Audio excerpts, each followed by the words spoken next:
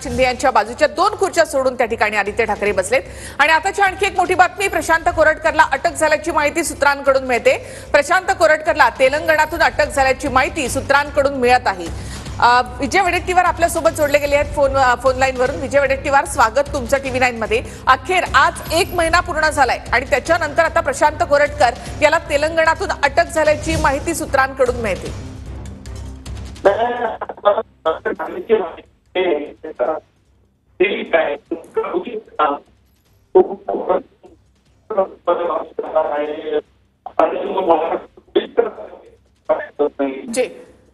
जी विजयजी, तुमचा आवाज आमच्यापर्यंत येत नाही, मी पुन्हा एकदा तुम्हाला कॉन्टॅक्ट करते।